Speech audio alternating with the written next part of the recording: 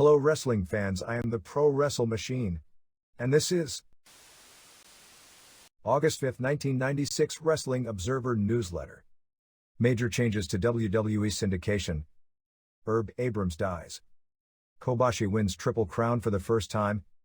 More. By Observer staff. Wrestling Observer Newsletter. P.O. Box 1228, Campbell, California 95009-1228. August 5, 1996. It's almost amazing how fast things change in the pro wrestling industry.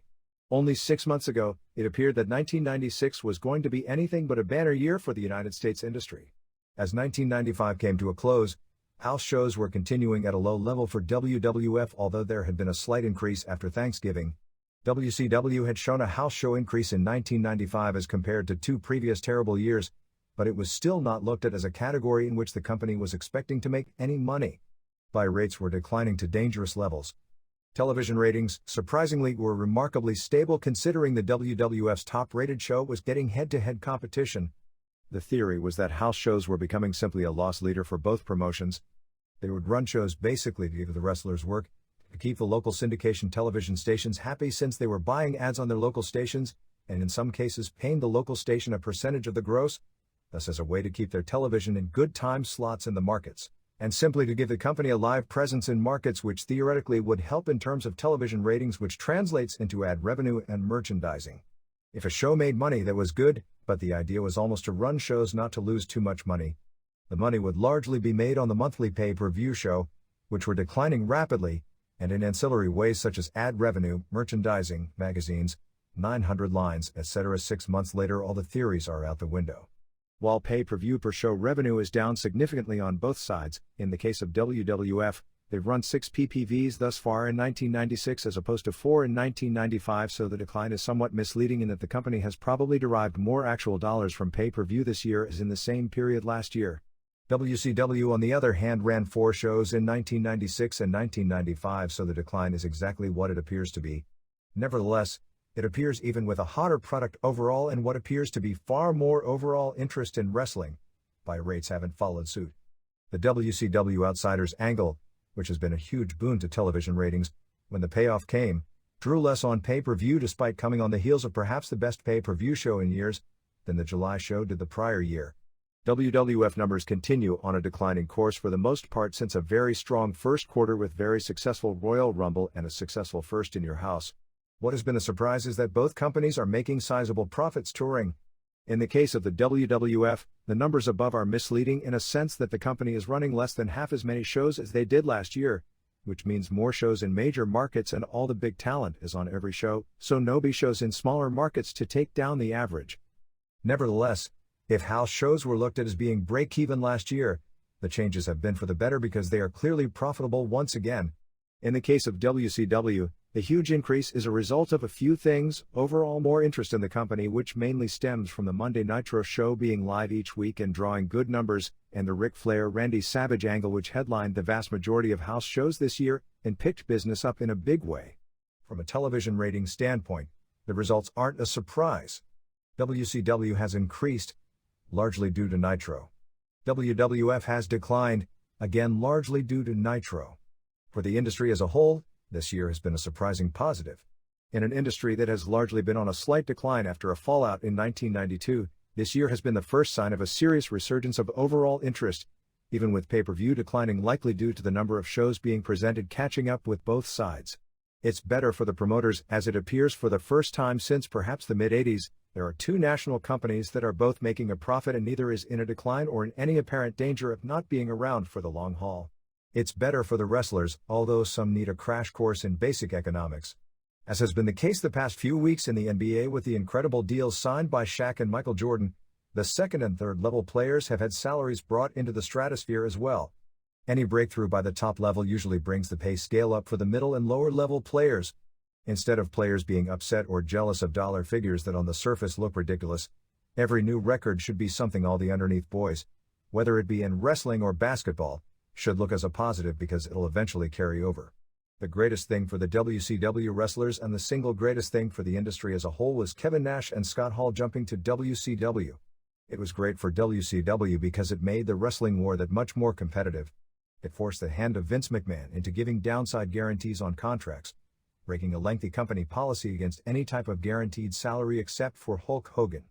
The WWF was making more money in the late 80s, but at that point McMahon didn't see Jim Crockett, who was offering guaranteed deals, as the threat. He seized the current WCW and basically got everyone to sign those legendarily one-sided contracts. No more. It shocks me so many WWF wrestlers are resentful of the rumored deal that unproven Brian Pillman signed, forgetting that in the real world, breakthrough deals like that eventually up the pay scale for the industry. The same with WCW wrestlers and Kevin Nash's deal.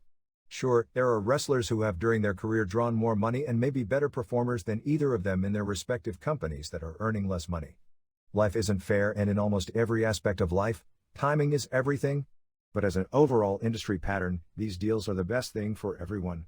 The pattern for this industry for close to 100 years is that very few people controlled a very large percentage of the wealth, and those very few people in almost every case, except those lucky enough to become international attractions, were the local promoters. While there were plenty of wrestlers who made a ton of money in the 80s by being in the right place at the right time far more than having any special talents, what special talents did Ed Leslie have other than growing up with a guy whose coattails he could ride, or Larry Full have other than picking the right parents and coming along at a time when that meant more than talent? There were few long-term guarantees like there are now, and one hell of a lot rougher schedule for the ones making the money. In September, we'll undergo yet another change in the industry's landscape.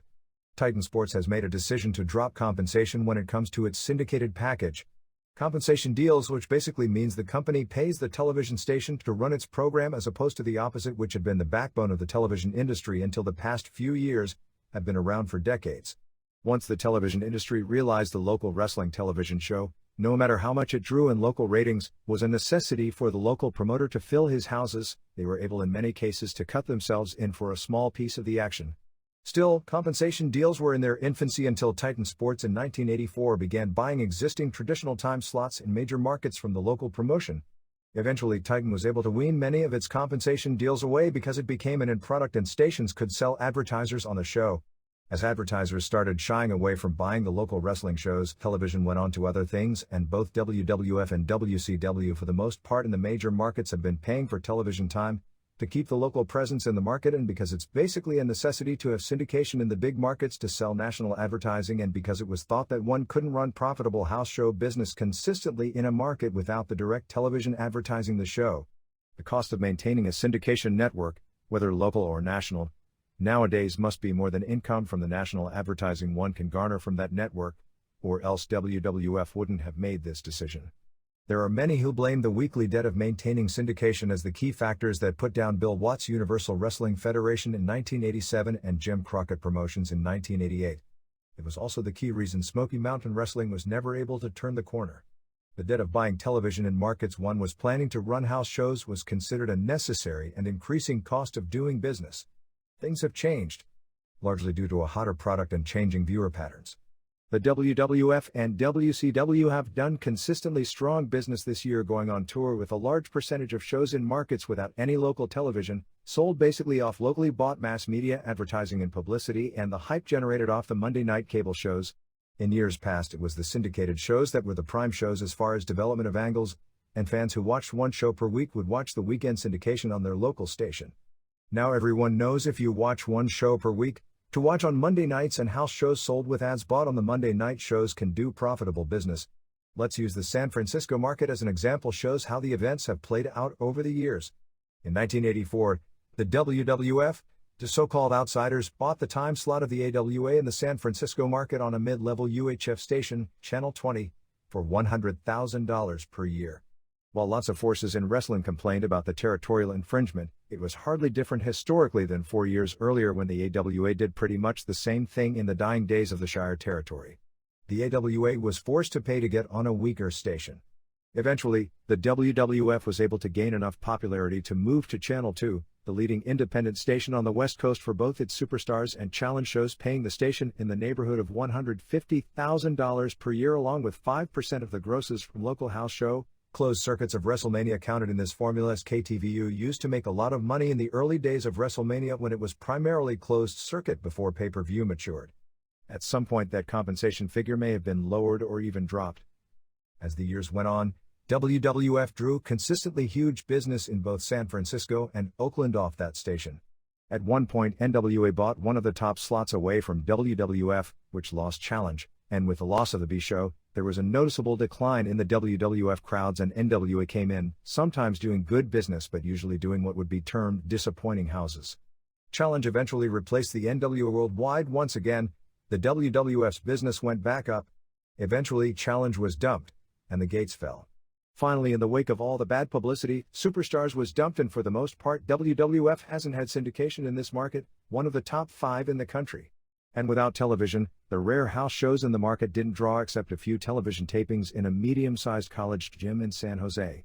The WWF hadn't run the Cow Palace after a series of shows were unprofitable, drawing under 3,000 paid on a few occasions even with generally strong lineups, since December of 1994. This past week, on July 25th, the WWF returned with the same loaded lineup they've run everywhere else on a Thursday night, and despite no local television, drew 5,466 fans and by increasing ticket prices, since it would be the only show in the building all year, drew a $96,388 gate, a figure that was surely quite profitable. With the exception of cities like Philadelphia, New York, Los Angeles and a few other majors, running only once per year, the idea of traditional building of returns or putting heat on heels at the house shows aren't as important outside a few core cities, so you just get the guys out there, go through the paces and put the faces over at the end of the night so everyone goes home happy. The September changes have potential to be major on a lot of levels. If the WWF really dumps compensation, the reality is they aren't going to be on strong stations in major markets and will have worse time slots. Their overall audience will decline, which means a decline in ad rates, particularly in comparison with rival WCW. Obviously, the belief is the decline in ad rates will be less than the money they were paying in compensation or the move wouldn't be made, which is a sign that the advertising market for wrestling on TV has softened. This leaves the field wide open for WCW, which has no intention of changing its policy. WCW syndication, which is a misnomer, and syndicated advertising is a combination of all syndicated and cable shows, has beaten out WWF's almost every week this season. The most recent figures, for the week ending July 14th, the Monday night show and weekend cable and syndication shows following the Hogan turn, saw among the biggest gaps ever, WCW being seen in 6.49 million homes on 184 stations and cable. The vast majority of these viewers are on cable, while WWF was seen in 3.92 million homes on 155 stations and cable. With WWF losing strong stations and time slots in key markets come September, this gap should widen greatly next television season to the point that respective television packages won't even be in the same league to advertisers. One of the things we've pointed out here in the past going over numbers that nearly everyone who analyzes this product hasn't figured out is that much of the change when it comes to viewership and the perception of WCW catching up or passing WWF comes to changes in the television industry having nothing to do with the products presented by either company. Throughout the modern, post-1984 history of wrestling, the WWF's traditional strength has been in syndication, while WCW has often held the advantage in cable because of the history of wrestling in the Saturday and Sunday afternoon slots on TBS dating back to the infancy of cable. With syndication declining in importance due to the proliferation of infomercials and other factors that make it cost prohibitive, and with all the key angles on Mondays as opposed to on the weekend, syndication with Monday is simply a review of what happened, and these changes in television syndication more than any other factor are why territories aren't coming back, at least at this point in time, despite the yearnings of those who remember the good old days. It gave WCW a natural advantage in that the ball game was being played on their home court. Comparing cable ratings even during times when WCW was down and out in every other category more often than not saw WCW actually ahead of WWF, just as it shows today. However, WWF no longer has the syndication advantage to make up for that deficit. In many ways this, along with the dropping of compensation, will hand the crown to WCW as the leader in wrestling television in terms of total viewership and to the national advertisers. According to WWF officials, they believe they'll maintain a network in excess of 100 stations. They currently have just over 150, even without compensation.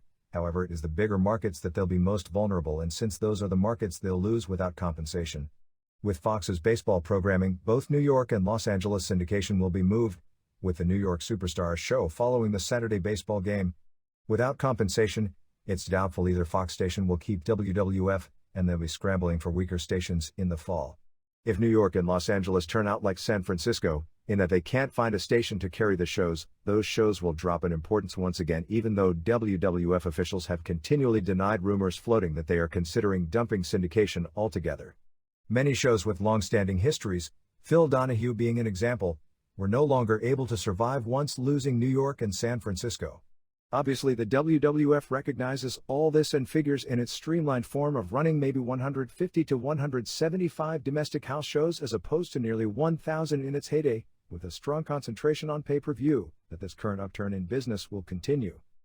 Kenta Kobashi has long been thought of as arguably the single greatest in-ring performer in the industry, and certainly he's been consistently in the top 3 for the past 5 years. However, it wasn't until July 24 that Kobashi captured his first singles championship, All Japan's version of the World Heavyweight title, its Triple Crown, in a stunning upset of Akira Tao at Tokyo's Budokan Hall before a sellout 16,300 fans. Due to the traditional seniority system in All Japan, Kobashi is always ranked behind Mitsuharu Misawa and Toshiaki Kawada.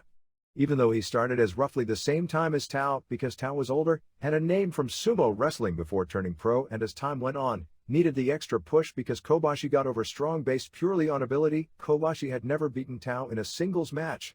With Tao having just won the title in a surprise upset over Misawa 2 months earlier in Sapporo, the belief was Kobashi was among the series of wrestlers Tao was going to beat before eventually losing the crown to either Misawa or Steve Williams. However, for the second time this year, Giant Baba pulled the upset finish out of the bag in a Triple Crown title match, with Kobashi scoring the pin in 27-25. Kobashi ended the match with one eye shut, apparently from a stiff kick to the face, and it was feared there might be problems with the orbital bone, but it was just a swollen eye. The match aired on All Japan's July 28 television show. Kobashi, now 29, is not expected to have a long reign as holder of the title that has to be considered either the first or second most prestigious title, because of how it is booked in that the champion always looks strong and there is no such thing as a gimmick finish, and also because of the credibility and quality of its recent champions and title matches, with Misawa being the closest thing to an old-style world champion in the current wrestling scene. In the world, WWF, arguably because of its worldwide scope, would be the other one. Eccentric sometimes wrestling promoter Herb Abrams passed away on the morning of July 23 from cardiac failure in what was reported by the New York Post as an apparent drug overdose. Abrams, who was 41, stopped breathing after being handcuffed by police in his office at 7 Penn Plaza in Manhattan after he was going on a spree bashing up furniture on several floors of the building with a baseball bat and pulling on fire alarms. At about 6 a.m. he was taken to St. Vincent's Hospital and was declared dead at about 7:30 a.m. Police were called about an emotionally disturbed person and arrived at 6:10 a.m. and found Abrams naked, covered with baby oil, with 2 women in the office. Abrams, who started a wrestling promotion called the Universal Wrestling Federation in 1989, was the lowest level of the food chain of wrestling promoters, with his reputation for stiffing wrestlers and others when it came to paying bills on his shows. He had prior arrests in several states, among them California, North Dakota, Colorado, Florida, and South Carolina, largely for skipping town after shows without paying bills. Abrams had also been arrested twice in recent months on drug possession, trespassing, and for attempting to attack and molest a woman in his Manhattan office.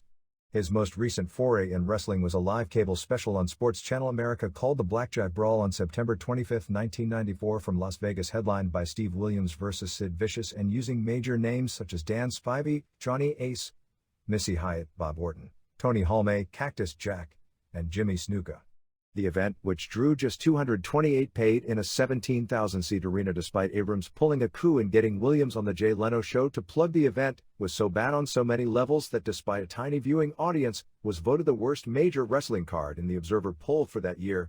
He had reopened his office and was working on sending wrestlers on a tour of Mexico at the time of his death. Police found cocaine and Valium in his system and believed he died of a drug overdose.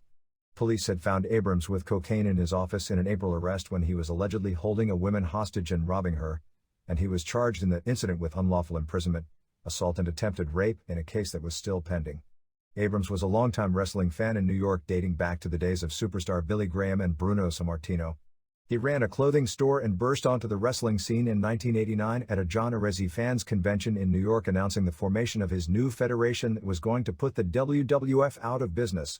Abrams named a list of wrestlers, many if not most of whom he had never spoken with, that were going to headline for his fledgling group, including Bruiser Brody, who had died 1 year earlier, and saying that his booker would be Blackjack Mulligan, who at the time was in prison for counterfeiting. He claimed to have signed exclusive contracts with many of the top names in All Japan, who at the time weren't working in the US, saying he'd loaned them to Japan in their time off. Some people even took what he said seriously. However, Abrams did manage to get television on some cable stations, and had some major league talent from the start, including Williams, Bam Bam Bigelow and Paul Orndorff, and even had Bruno Sammartino at one point doing his television commentary. He started stiffing some wrestlers he was mad at on pay almost immediately, among them being Honky Tonk Man, Louis Spicolli, and Bill Anderson, a practice he'd later become known for. He built up for a pay-per-view show on June 9, 1991 at the Manatee Civic Center in Palmetto, Florida with Williams vs. Bigelow on top, which drew about 550 fans live but was far from the worst pay-per-view show in history even though the buy rate was among the lowest ever. After that time, he'd disappear from the scene for a while, then return running a few more tapings, disappear, and the trend continued for the past 5 years. To his credit, he pulled off several major coups for a promoter of his level, such as a fair amount of cable penetration at times for his television show, more than other established groups that ran regularly were able to do. He did run a pay-per-view show that wasn't all that bad and was able to con a major casino into co-promoting a television special, which was all that bad, in Las Vegas. We've got a few details when it comes to upcoming major shows. The World Wrestling Federation's first pay-per-view after SummerSlam will be on September 22nd from the Core State Spectrum in Philadelphia with the listed double main event of Shawn Michaels and Jose Lothario vs. Davey Boy Smith and Jim Cornette and an IC title match with Ahmed Johnson vs. Vader. On paper, those matches don't appear to anything that is going to spike a buy rate. Although Cornette can build up a program as well as almost anyone in the business, there's some question as to whether he has the kind of heat, since he's done so many pratfalls and been the butt of so many jokes, that would make people buy a pay-per-view to see him beaten up, particularly since Lothario has little name value outside of South Texas, and he's done little at this point to be the beloved older legend fans want to see kick the young punk's butt. WCW has added 2 matches to the lineup listed last week for the August 15 Clash of Champions television special, Medusa vs. Bull Nakano and Randy Savage vs. Meng. Doug Furnas is also scheduled to debut on this show. Although few remember this, Furnas actually broke into wrestling in Knoxville in an angle with Kevin Sullivan, and the two have been friends since that time. This brings a total of at least 10 matches to the live television special from Denver. Even if the show is increased to 2.5 hours in length from the normal 2-hour Clash, we believe that's the case, but it hasn't been confirmed. 10 matches seems a bit much, particularly since the lineup is loaded with workers who don't need to be rushed. UWF International of Japan held a press conference this past week to announce its second baseball stadium show in a row, this being its biggest card of the year on September 11th at the 46,000-seat Jingu Stadium in Tokyo. As was already known, the first ever singles match between Nobuhiko Takada vs. Genichiro Tenryu will headline. Other matches announced were Yoji Anjo vs. Kimo under what is being billed as UFC rules, Yui Sano vs. Shinya Hashimoto, Masahito Kakihara vs. Kensuke Sasaki. This will probably be Sasaki's chance to get the win back since Sasaki put Kakihara over last October at the Tokyo Dome show. Jushin Liger vs. Kazushi Sakuraba plus 4 more singles matches involving Yoshihiro Takayama, the original Tiger Mask, Satoru Sayama, Hiromitsu Kanehara and Kenichi Yamamoto. The WWF returned to this area on July 25th at the Cow Palace for a typical house show as part of a West Coast swing. The show was uneventful, with the main topic of conversation being the number of fans kicked out for being out of control. As you'd expect, the best crowd reactions were for Shawn Michaels and Undertaker, although neither drew a phenomenal reaction. The heat level would be best described as average. The crowd was generally older, although there were kids, than one would expect, particularly the front row, which looked almost like a reunion of people who had been attending Cow Palace shows since the Shire days. There were a ton of banners around ringside, and not all of them complimentary. There were several pro-WCW banners including things like Watch Nitro and a guy in a Hogan mask with pro-Hogan banners. There were a surprising amount of pro-Vader banners, although I wouldn't describe it as a heel crowd since most of the faces were cheered, but there were enough fans booing Michaels in the main event that it unnerved him and he taunted them a lot in his post-match routine. My reaction when the show was over is that I thought the last house show I'd seen in Tijuana was one hell of a lot better after seeing this card than I did when that show was over. Before the show they announced that Ultimate Warrior, Jake Roberts and Ahmed Johnson wouldn't be there and offered refunds through the end of the third match. 1. Justin Bradshaw pinned Bob Holly. 2. In the Four Corners match, the Smoking Guns won in 21:58. This match was both good and terrible. It was good in that Skip was the best wrestler on the entire show, although the crowd never got into the Body Donnas as baby faces. It was bad in that parts of the match were excruciatingly bad, particularly a 5:30 long segment where literally nothing happened. At 4:55, Henry Godwin pinned Leif Cassidy with a slop drop, eliminating the New Rockers. Cassidy and Skip worked great together, so it was a shame to see him out so fast. Shortly after this point, Phineas was in with Skip and they did a spot where both tagged a gun and both did the Fargo strut out of the ring. This left Billy versus Bart, and I kid you not, they sat in the ring with their arms folded and did nothing. I guess the idea was to build heat on them as the lone heels left, but it just killed the match. Finally, at the 12-minute mark, Billy tagged Phineas and the match restarted. Billy Gunn is improving in persona and work, but Bart is way behind. At 15:07, the Godwins were counted out when Phineas chased Sonny, who naturally was over as a total babyface and far more over than anyone else in the match, to the back. The last few minutes had Zip selling until making the hot tag. Skip kissed Sonny after he had put Bart down. With Skip's back turned, Billy switched with Bart, and when Skip turned around, Billy pinned him with an inside cradle. After seeing so many four corners matches from different promotions, most of which are unwieldy and disappointing, I can't wait to move on to the next hot gimmick. 1.5 star. 3. Steve Austin pinned Savio Vega in 9:22 after a low blow. Austin got a babyface reaction. People reacted to him as if he were a star, which was something of a surprise. 2 stars. 4. Owen Hart pinned Aldo Montoya with a spin kick in 4:32. Fans weren't into Montoya at all, but the work was decent. After the match, I guess to satisfy fans who were upset about Roberts not being there, Montoya gave Hart a DDT, which got no pop at all. 1/2 star. 5. Undertaker pinned Mankind in 12:24 with a tombstone. The finish got a big pop. It was a slow match with some brawling. 1.5 star. 6. Yokozuna, subbing for Johnson, pinned Goldust in 1:11. Yokozuna has gained a lot of weight since the last time he was around. He looked like he ate most of Duke University. The guy could no longer move at all. He did a Samoan drop, a leg drop and bonsai, and that was the match. The idea was that since there was a sub in a key match, you put the babyface over so the fans aren't as unhappy about the top face not being there. Dud. 7. Mark Marrow pinned Hunter Hearst Helmsley in 5:23. The match was fine while it lasted, but it was way too short for these two. 1.75 stars. 8. Psycho Sid pinned Davey Boy Smith in 3:49. Sid's one bump came from a suplex, and Owen Hart had to distract Sid for Davey to gain the advantage. Sid immediately came back with a power bomb for the pin. Fans were chanting for Sid, but it wasn't an overwhelming chant, although the biggest of the show. Dud. 9. Shawn Michaels pinned Vader with a superkick in 6:59. Both worked hard and there was nothing wrong with the moves or execution, but it was too short for a world title match and there was no build at all to the match. Michaels was the second best worker on the show behind Skip. Jose Lothario punched Jim Cornette at the finish. The finishing move was totally unconvincing.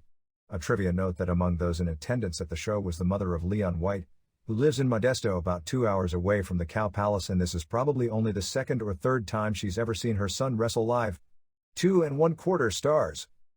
It was announced that the next area show would be on January 10, 1997 at the San Jose Arena. Phew. The biggest house show of the weekend was 2 nights later at the Anaheim Arrowhead Pond, drawing 8,050 fans and $139,640 for the first time in the building since WrestleMania. They made a few booking changes for that show, largely having to do with having a return date booked in the building on October 9th. As has been the case in most cities, the Bodydonnas were put over in the Four Corners match. Since the main event on the Anaheim return was booked as Michaels vs. Goldust, they couldn't put Yokozuna over Goldust, so Goldust got the quick win. To build heat for that match, Goldust interfered in the Michaels-Vader match, which was put on before intermission since actions in that match were leading to the top 3 matches on the next show, ending with a DQ finish.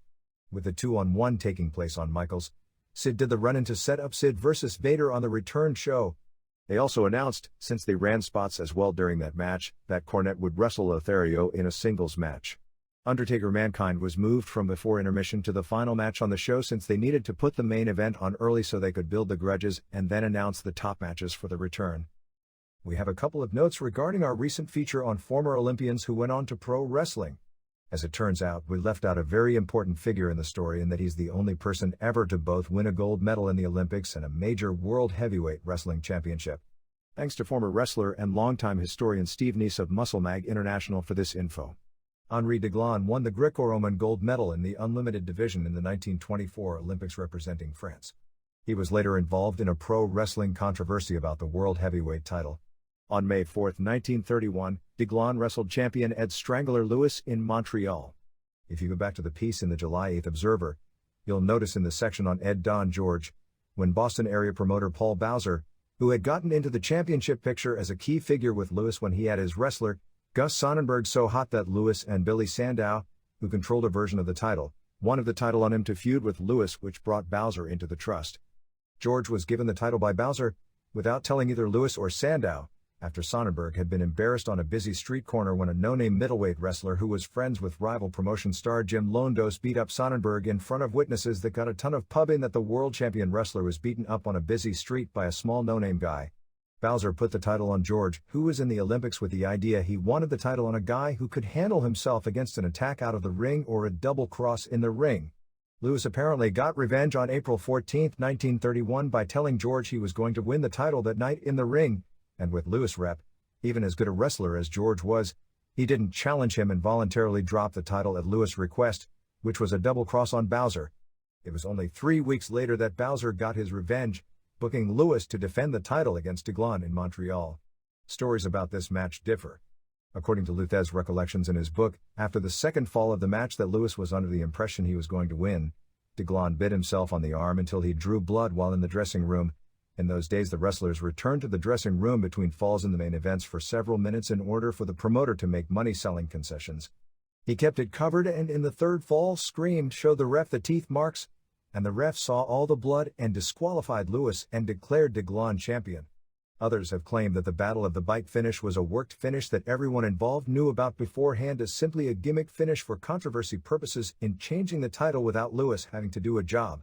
As it turned out, it was the final split between the Lewis camp and the Bowser camp which lends credence to the Thez story as being the accurate one, as Bowser recognized Deglon as world champion with Boston and Montreal as his main cities, but Lewis continued to be recognized as champion in some other cities and basically took off for Europe. Deglon held his version of the title until February 9, 1933 when he lost to George in Boston. Also, Ken Patera didn't place fourth in the 1972 Olympics, as he missed all of his press attempts, and while this isn't confirmed, Harold Sakata may have been in the 1948 Olympics instead of the 1952 Olympics as listed in the article. We've also had several questions regarding Laurent Soucy since the article came out. Soucy wrestled for a few years in the early 80s in the AWA, WWF and Stampede Wrestling among other places. Soucy was a world-class amateur wrestler, placing as high as second in the 1978 World Cup and sixth in the 1979 World Championships in freestyle at 198, and when he started wrestling was billed as being part of the 1980 Olympic team, but he actually wasn't on that team as Ben Peterson was the U.S. rep in that weight in the boycotted Olympics.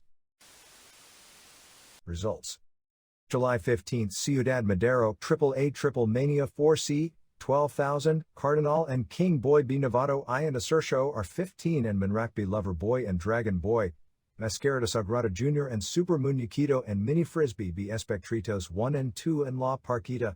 Elimination match, La Parca and Winners and Super Colo and El Mexicano B Jerry Estrada and Fishman and Villano V and My Flowers, Car vs. Car, Rey Mysterio Jr. B Juventud Guerrera, Parejas Increíbles, Pero Arguello and Los Villanos 3 and 4 B Octagon and Psicosis and Cibernetico DQ. Bull Terrier Chain Match, Pierre Roth Jr. B Conan, Cage Match Loser Unmasks, Los Payasos and Cars La Momia B Mascara Sagrada Jr. and Blue Demon Jr. and Tinieblas Jr. and Alcon Dorado Jr. Dorado unmasked as Marco Antonio Olmos, 27 July 16, Mexico City Arena Coliseo, EMLL Ciclanchito Ramirez and Mascara de Sagrada B Guerrero and Damian Cito Escudero Rojo and Reyes Velos B Babe Richard and Alacron, Americo Rocca and Karloff Lagarde Jr. and Alcon Negro Jr. B El Hijo del Solitario and Mr. Niebla and Olympus, Bestia Salvaje and Chicago Express and Damian El Guerrero B Olympico and Dandy and Ringo Mendoza, Lizmark and Silver King and La Fiera B Grand Marcus Jr. and El Hijo del Gladiador and Dr. Wagner Jr. July 19, Chalmette, Louisiana, CWF, 300 Twister B Sexy Boy Busby, Lord Humongous B Tommy Martinelli, Joe Kane and Kevin Northcutt B Scott Armstrong and Tasmanian Devil, Hard Time Express B Half-Breed and Doink the Clown, Dusty Wolf, Bad Medicine B Cajun Connection, Davey Rich B Tommy Rich DQ, Junkyard Dog B Bunkhouse Buck. July 19 Inverness, Florida, Indiana, The Wizard Kevin Caitlin, D. Tommy Wright, Malia Hasaka B. Blaze, Charlie Lee Jr. B. Buddy Valentine, Warlord B. Dick Slater DQ. July 19, Willingboro, New Jersey, National Wrestling Federation, 500 Gino Caruso B. King Kala, Katie Kincaid B. Catra, Larry Winters and Ron Shaw B. Lost Boys, Tony Atlas B. Lumberjack, Nikolai Volkov B. Mad Russian. July 20th, San Francisco, Incredibly Strange Wrestling, 650 Bavanica B. Linda Fatal, El Thing B. Skeletor, Ku Klux Klan B. El Keltiki, Donovan Morgan B. Dwayne Jones, Dr. Loco B. El Acidoso, La Chingona B. Poor White Trash, Bonehead B. Dinty Moore, Skeletor B. Thing DQ, La Migra B. El Mexicana Blanca and Bomba. July 20th, Bayou Battery, Alabama, Unified Championship Wrestling, 300, Gladiator B. Sexy Boy Busby, Cousin Boudreaux B. Motor City Madman, Max Painker Bourbon Street Brawler No. 1, Doink the Clown, Dusty Wolf B. Bourbon Street Brawler No. 2, Tommy Rich B. Marcel Pringle, Joey Barrett Kurt Tyrone the Tyrant, Al Savage B. Boris Zhukov. July 21st, Mexico City Arena Coliseo, EMLL, Kundra and Supremo 2 B. Sakura and Sombra de Plata, Reyes Velos and Escudero Rojo and America B. Pegaso and Zumbito and Alacron, Angel de Plata and Atlantico and Cyclone Ramirez B. Nuevo Lynx and Guerrero Maya and Moger, Atlantis and Dandy and Rayo de Jalisco Jr. B. Felino and Apollo Dantes and Black Warrior, CMLL middleweight title, El Satanico B. Lismark.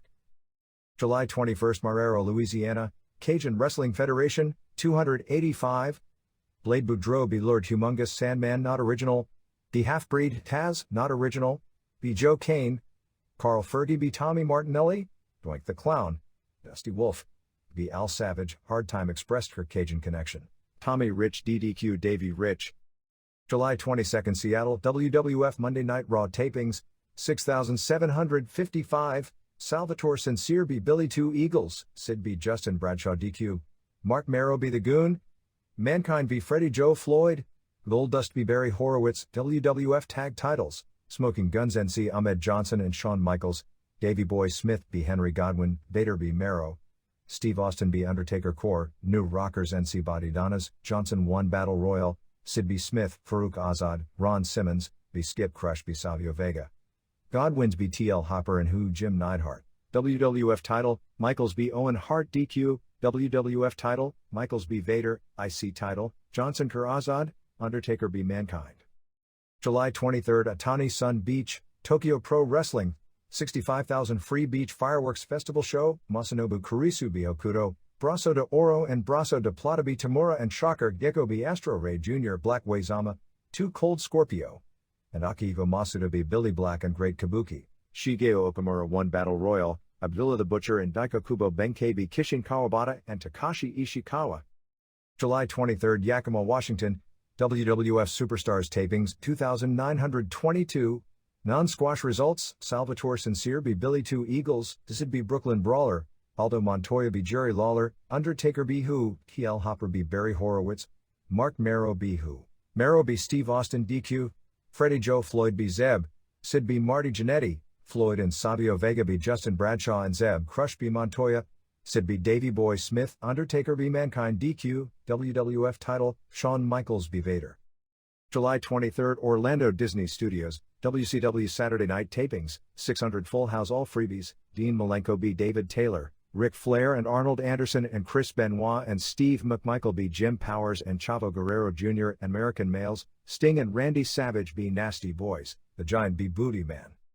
July 23rd, Kingsport, Tennessee, National Championship Wrestling, Spoilers B. Chuck Carroll and Chris Steelheart, Sweet Afney B. Stan Lee, Scott Sterling B. Bo James, Skyfire D. Eddie Golden, Jeff Tankerley and Shannon Castle B. Bad PD, Tim Horner B. Bunkhouse Buck. July 23rd, Ybor City, Florida, Southeastern Pro Wrestling Federation, Johnny Attitude B. Panama Jack, Jim Magnum B. Buddy Valentine, Billy Mack and Chris Nelson B. TR Ranger and Mike Marcello, Jimmy Del Rey B. Indio, Cuban Assassin B. Freight Train Freddy, Manny Fernandez, not original, B. Pepe Prado. July 24th, Tokyo Budokan Hall, All Japan, 16,300 sellout, Rob Van Dam and Takao Mori and Yoshinari Ogawa B. Yoshinobu Kanemaru and Satoru Asako and Kentaro Shiga 1023, Brian Diet and Bobby Duncombe Jr. B. Chris and Mark Youngblood 857, Jumbo Tsuruta and Rusher Kimura and Mitsuo Momoto B. Masao Inoue and Mighty Inoue and Haruka Eigen 951, PWF Junior title, Tsuyoshi Kikuchi b Masafuchi to win title 1858, Steve Williams and Johnny Ace and Johnny Smith b Stan Hansen and the Patriot and Manukia Mossman 1154, Mitsuharu Misawa and Jun Akiyama and Tamon Honda b Giant Baba and Giant Kimala 2 and Ryukaku Izumida 1724, Gary Albright b Toshiaki Kawada 1218, Triple Crown, Kenta Kobashi b Akira Tao to win title 2725.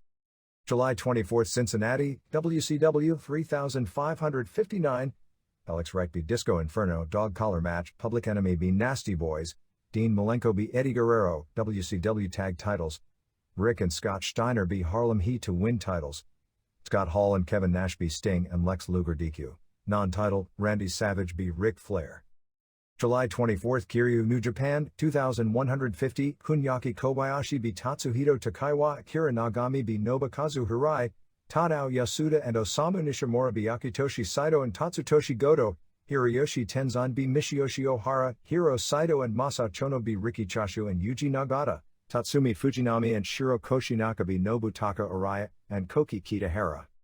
July 24th Tokyo Korakuen Hall, Tokyo Pro Wrestling, 1150, Shocker and Masanobu Kurisu b Brasso de Oro and Brasso de Plata, Masao Orihara b Tamura, Shigeo Okamura and Yoshihiro Takayama b Great Kabuki and Akihiko Masuda, Black Waizama b Sabu Core, Takashi Ishikawa and Kishin Kawabata and Yoji Anjo b Abdullah the Butcher and Daiko Kubo Benkei and Billy Black, Benkei 1 Battle Royal.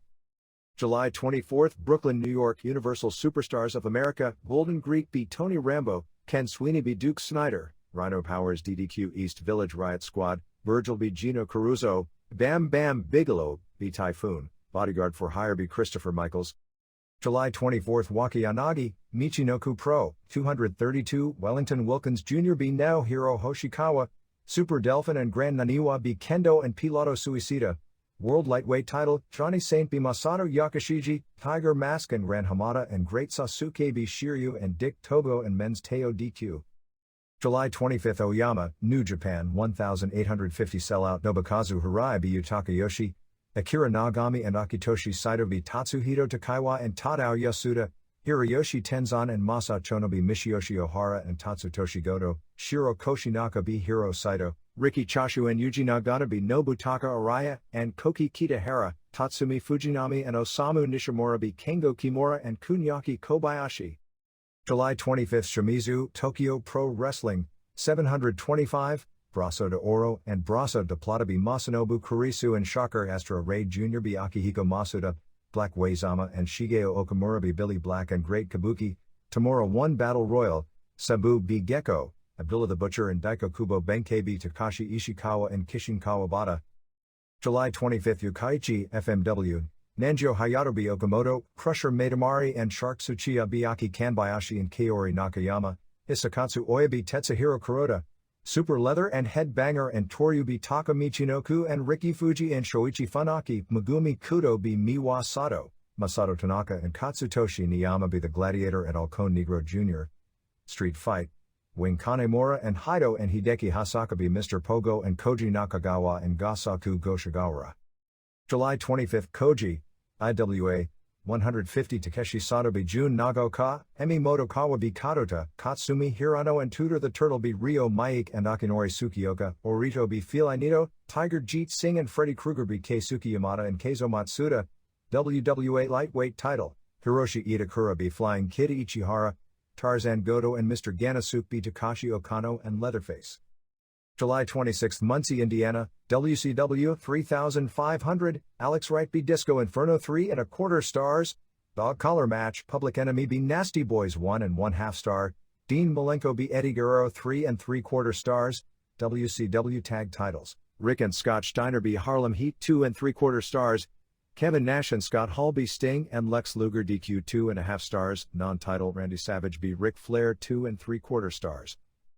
July 26th Kanazawa, New Japan 3800 Sellout Nobutaka Araya b Yutaka Yoshi, Hayao Yasuda b Kunyaki Kobayashi, Tatsutoshi Goto and Michiyoshi Ohara b Tatsuhito Takaiwa and Osamu Nishimura, Hiro Saito b Akitoshi Saito, Akira Nagami and Kengo Kimura b Arashi and Obakazu Hirai, Tatsumi Fujinami and Shiro Koshinaka b Masa Chono and Hiroyoshi Tenzan, Riki Chashu and Yuji Nagata b Hiroshi Hase and Kensuke Sasaki.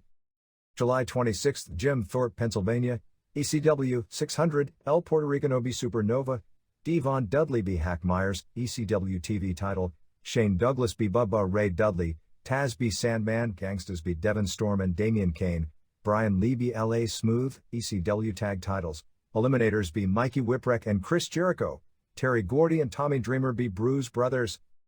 July 26, Mexico City Arena, Mexico, EMLL, Escudero Rojo and Reyes Velos B. Rio Jr. and Principe Frankie, Americo Rocca and Mocho Cota and Karloff Lagarde Jr. B. Olympus and Fontastique and Alacron, Rambo and Cajos and Chicago Express B. Olympico and Mr. Niebla and El Brazo, Guerrero de la Muerte and Felino and Rey Bucanero B. Silver King and Dandy and Mascara Magica, Atlantis and Lismark Jr. B. El Satanico and Black Warrior and Apollo Dantes. July 26, Kyoto, FMW, 2200 Sellout, Hideki Hasaka B. Okamoto, Katsutoshi Niyama B. Headbanger, Nanjo Hayato and Riki Fuji and Hisakatsu Oya B. Takamichi Noku and Shoichi Funaki and Shiryu, Aki Kanbayashi and Kaori Nakayama and Megumi Kudo B. Miwasato and Crusher Maidamari and Shark Tsuchiya, The Gladiator B. Alcone Negro Jr. Haido and Wing Kanemura B. Tetsuhiro Kuroda and Masato Tanaka, Street Fight Terry Funk and Super Leather B. Koji Nakagawa and Mr. Pogo. July 26, Tokyo Korakuen Hall, Kiao Dojo, 1200 Daisuke Ikeda and Berto Diesel B. Satoshi Yoniyama and Yuki Ishikawa, Hiromichi Fuyuki and Geto and Jado B. Yuji Yasuryoka and Takashi Okamura and Masaki Mochizuki, Koki Kitahara B. Scott Damore, Koji Kiao B. Geza Coleman Jr. July 26, the Ahata Haim, IWA, 200 Morinaga B. Shuganuma, Amimoto Kawa B. Kadota, Tutor the Turtle B. Takeshi Sato, Keizo Matsuda and Jun Nagoka B. Ryo Maik and Akinori Tsukioka, Freddy Krueger and Tiger Jeet Singh B. Katsumi Hirano and Leatherface, Orito B. Felinito, Flying Kid Ichihara and Mr. Ganasuke and Tarzan Goto B. Keisuke Yamada and Hiroshi Itakura and Takashi Okano. July 26, Hoya All Japan Women, Yumi Fukawa B. Takahashi Mariko Yoshida B. Genki Misae, Mima Shimoda and Atsuko Mita B. Yoshiko Tamura and Takako Inoue, Yumiko Hata B. Tashio Yamada, Asia Khan and Kyoko Inoue and Tomoko Watanabe B. Kaoru Ito and Reggie Bennett and Manami Toyota.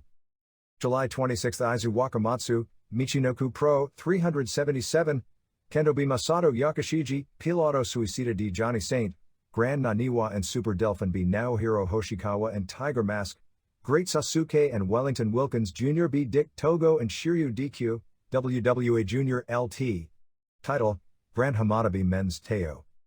July 27, Anaheim, California Arrowhead Pond, WWF, 8050 Justin Bradshaw B. Bob Holly, Badidona's 1-4-team elimination match over New Rockers, Godwins and Smoking Guns, Sid B. Davey Boy Smith, Owen Hart B. Aldo Montoya, WWF title, Shawn Michaels B. Vader DQ, Steve Austin B. Savio Vega, Goldust B. Yokozuna, Mark Merrow B. Hunter Hearst Helmsley, Undertaker B. Mankind.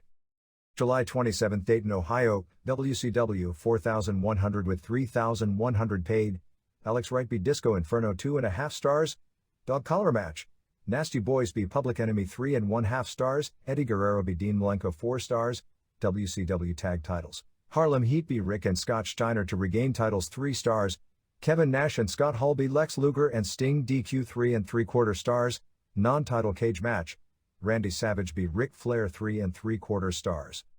July 27, Nagoya International Center, New Japan, 2320 sellout, Akitoshi Saito B. Yutaka Yoshi, Michiyoshi Ohara B. Tatsuhito Takaiwa, Taiyo Yasuda B. Akira Nagami, Tatsutoshi Goto B. Hiro Saito, Nobukazu Hirai and Koki Kitahara B. Kunyaki Kobayashi and Kengo Kimura, Shiro Koshinaka B. Nobutaka Araya, Tatsumi Fujinami B. Osamu Nishimura, Masa Chono, and Hiroyoshi Tenzan B. Riki Chashu and Yuji Nagata.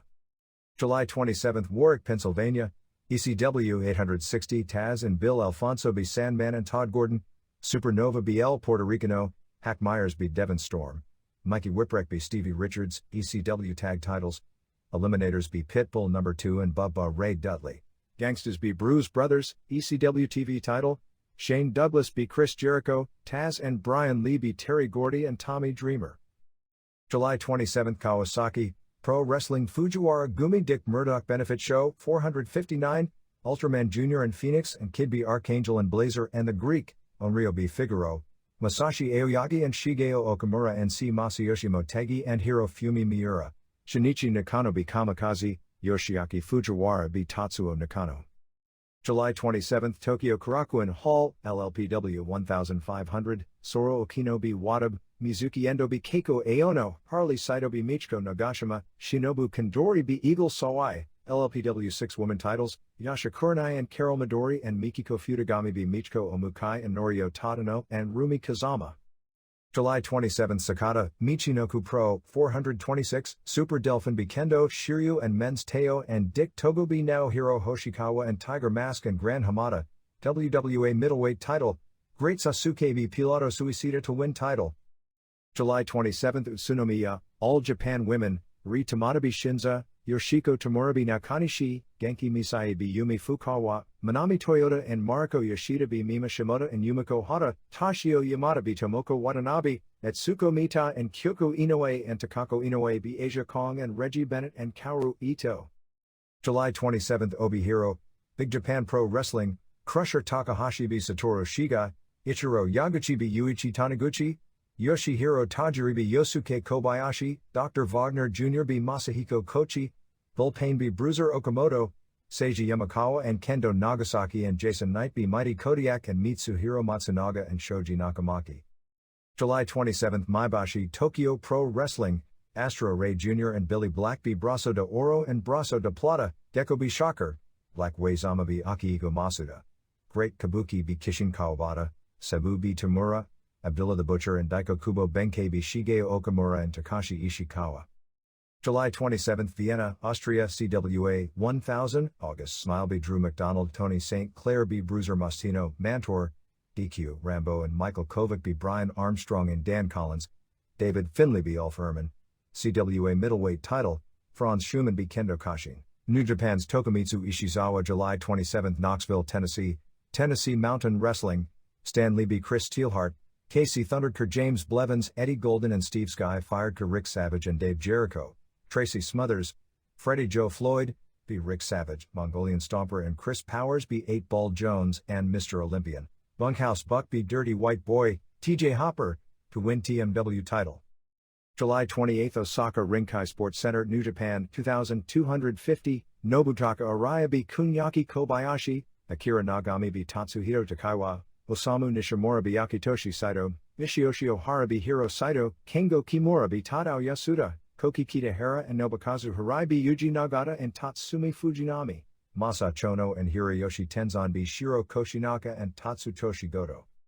July 28, Kobe, UWFI 2100 sellout, Hiromitsu Kanehara be 100% machine, Masahito Kakihara be Kenichi Yamamoto, Yuhi Sano be 150% machine, Yoshihiro Takayama be Billy Scott, Nobuhiko Takada be 200% machine, Yoji Anjo be Kazushi Sakuraba.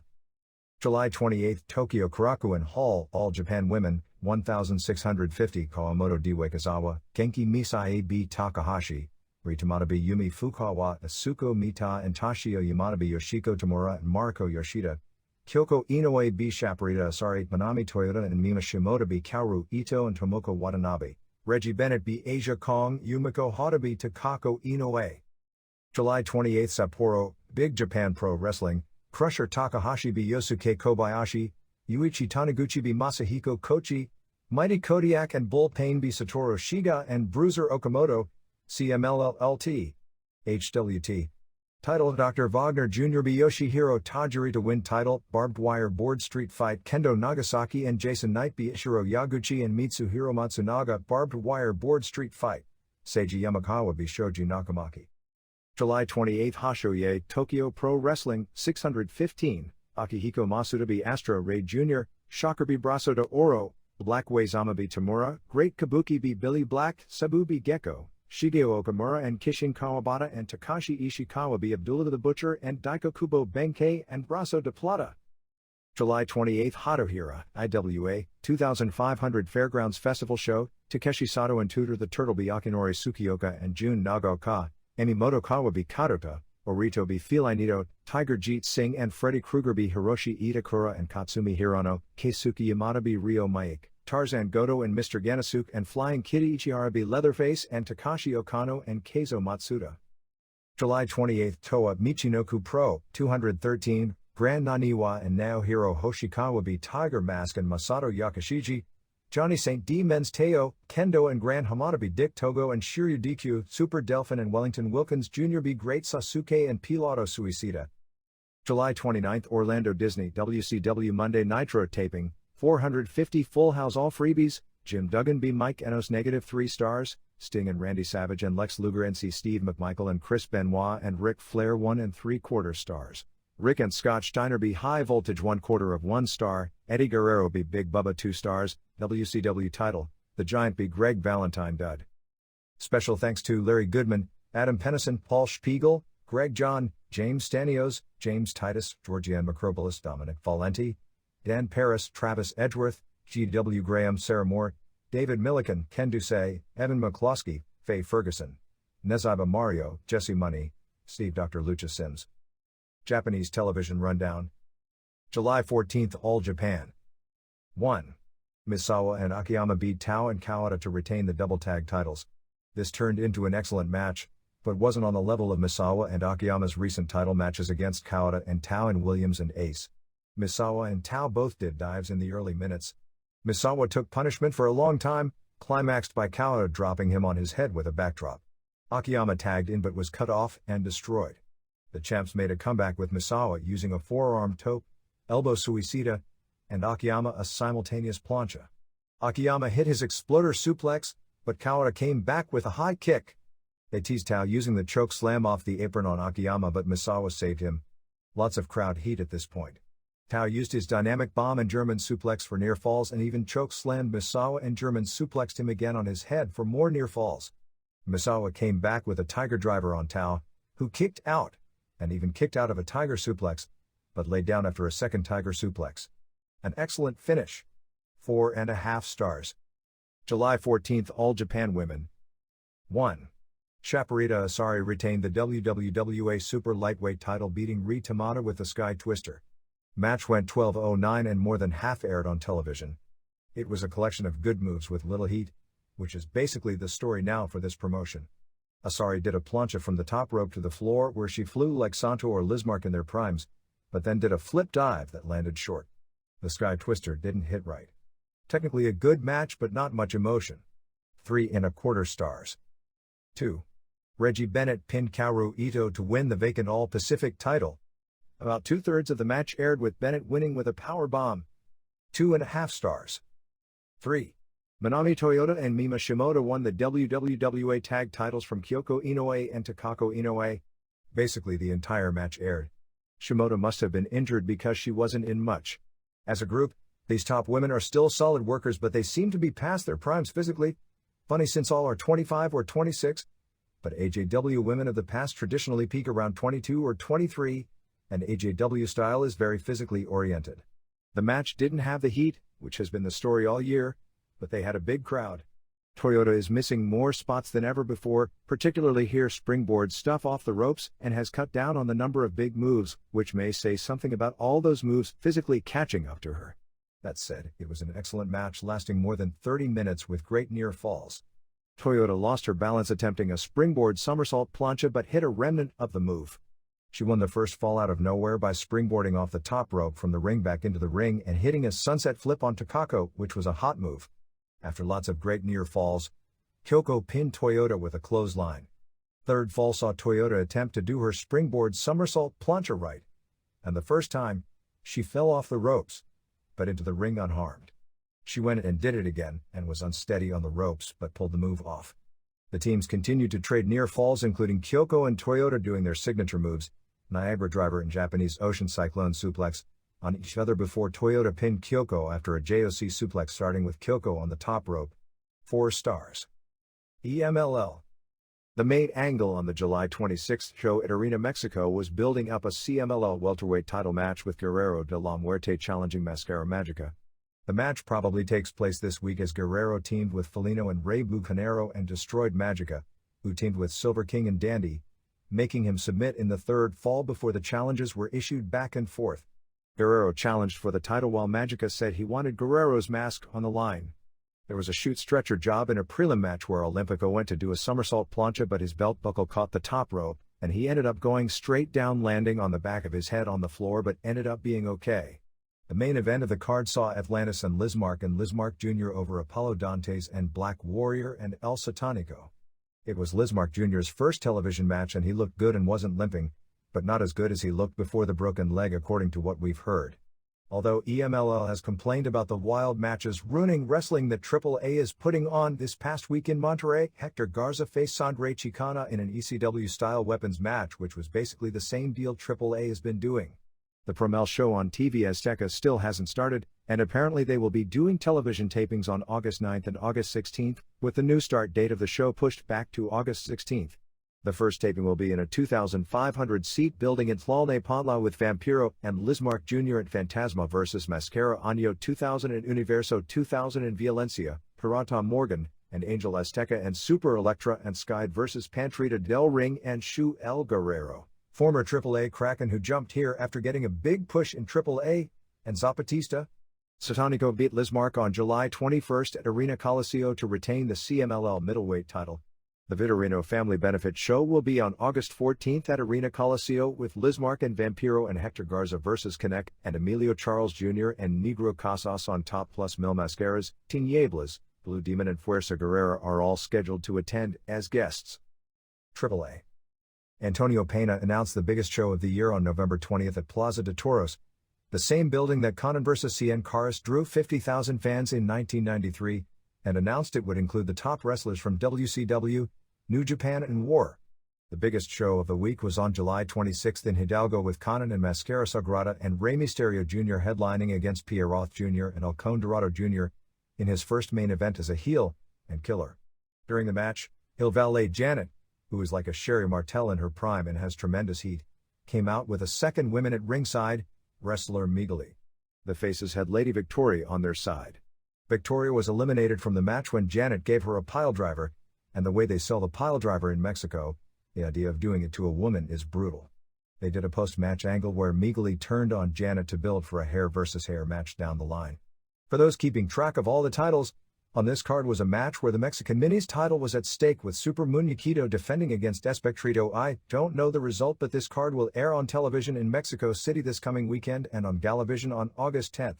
The weekend television aired the rest of the Triple Mania show from Madero on July 15th. Bouts that aired were La Parca and Winners and Super Colo, subbing for Latin Lover, and El Mexicano beating Jerry Estrada and Fishman and Villano 5 in My Flowers, subbing for Heavy Metal, who apparently went on another binge and never made it out of Tijuana the night before, in what was called a very good match. The Rey Mysterio Jr. vs. Juventud Guerrera match was described as being 4 stars, but not on the level of their previous great matches in Tijuana or Philadelphia this year. This was the match where Mosco de la Merced and Pierroth Jr. came out and used chains to spread Mysterio Jr.'s arms apart. Pierroth Jr. had already used the cane on Mysterio Jr. and clotheslined ref Pepe Casas. Killer's music came out and they handed him the cane, but he turned on both and pulled the mask off, revealing Conan. After the ensuing melee, Mysterio Jr. won the match and then destroyed Guerrera's car. There is some question as to the long term of Guerrera with this promotion. He's moved back in with his father, who is the head of the Promel promotion, and some see him moving back as the inevitable first step in going back to Promel. The other match was a Parejas Increíbles, Incredible Partners, match where Pero Aguayo and Villanos 3 and 4 technically beat Octagon and Psicosis and Cibernetico via DQ. It was a bad match. After it was over, Psicosis and Cibernetico turned on Octagon and brawled with him to the back.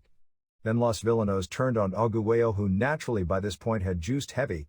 Pero Aguayo Jr. did a run-in for the save, but it wound up with the real killer doing a run-in and breaking a board on both Aguayos. Although the Mysterio Jr. match with Guerrera stole the show on the War show on July 10th, the reports from Japan are that it wasn't as good a match as Mysterio Jr.'s Japanese debut against Psicosis on the J-Cup show. War is booking a major show on October 11th in Osaka, and that's when Mysterio Jr. will return to Japan. Nuevo Laredo remains the hottest city in the country, doing huge crowds every week, including several sellouts of the 13,000-seat outdoor baseball stadium, using La Parca, Latin Lover and Pimpinela Escarlata as the top draws. The soap opera, which was to star Mexican rock star Gloria Trevi and include both Vampiro and Conan, ended up being cancelled when Trevi broke up with her manager and jumped to Televisa. This group returns to Acapulco, which at one point they were banned forever from appearing in because of the wild scene at the previous show, on August 17th. They also returned to Juan de la Barrera Gym in Mexico City on August 16th with, not another, Four Corners match with Perro and Perro Jr., Conan, and Misterio Jr., Guerrera and Killer and Psicosis and Pierroth Jr. Tijuana is scheduled for August 2nd with Octagon and Tinieblas Jr. and Blue Demon Jr. vs. Pierroth and Guerrera and Misterioso on top, plus Halloween vs. Thunderbird in the Baja California title match, Leon Negro and Flamarion and Firebird vs. El Hijo del Enfermero and Genghis Khan and Damien, and yet another Four Corners match with Los Pandilleros X-Men, Los Brujos and a new group called the American Legion, Black Blood and Don Juan and Sueño Chicano. Some talk of Luis Piccoli coming in for dates in northern Mexico. All Japan. Besides the Triple Crown switch, the other top matches on the July 24th Budokan show saw Gary Albright beat Toshiaki Kawada with a choke sleeper. This result was pretty well expected since Kawada was going to have to do a major job for comments made recently in the press. Mitsuharu Misawa and Jun Akiyama and Tamon Honda beat Giant Baba and Giant Kimala 2 and Ryukaku Izumida. Steve Williams and Johnny Ace and Johnny Smith beat The Patriot and Stan Hansen and Manukia Mossman and Tsuyoshi Kikuchi on about his 103rd try. Finally beat Masafuchi to win the PWF Junior title with a German suplex in 1858. July 21st TV show did only a 1.4 rating. New Japan. The biggest show of the week was July 26th in Hiroshi Hase's hometown of Kanazawa, with Hase and Kensuke Sasaki losing to Riki Choshu and Yuji Nagata in the main event when Choshu used the lariat on both Hase and Sasaki and pinned Hase.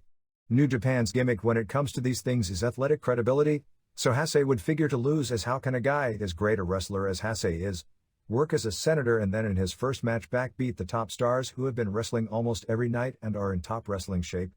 Hase's presence drew a sellout of 3,800 fans. Choshu carried Hase around on his shoulders after the match, and Hase said he would continue to occasionally wrestle. Also on the show, Tatsumi Fujinami and Shiro Koshinaka beat IWGP Tag Champs Masa Chono and Hiroyoshi Tenzan in a non-title match. This current satellite tour has drawn mostly full houses in smaller buildings.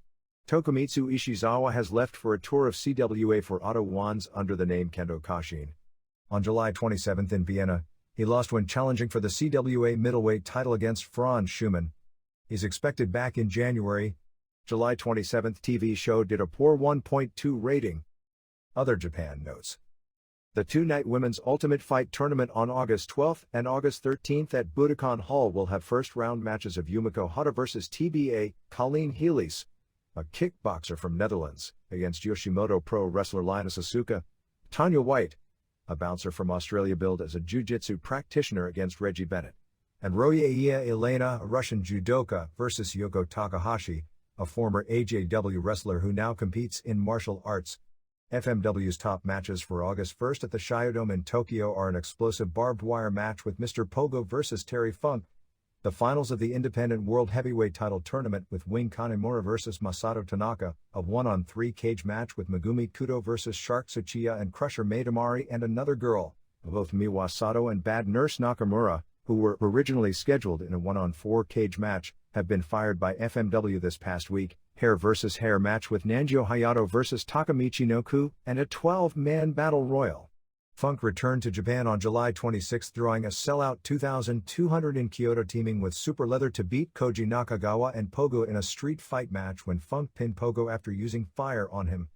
Tokyo Pro Wrestling, All Japan Women, LLPW and Kiao all ran Karaku Hall this week, and none of the groups sold out the small building. AJW is back on August 4th with Manami Toyota and Mima Shimoda defending the WWWA tag titles against Toshio Yamada and Itsuko Mita.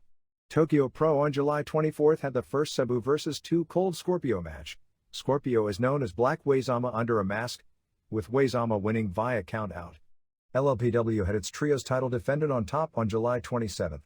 Kiao ran on July 26th as he again tried to rebuild his reputation after losing 2 real matches, doing a worked UFC-style match where he beat Geza Coleman Jr. 1-1 in UFC in 218 and Koki Kitahara beat Scott Damore in another match worked to look like UFC.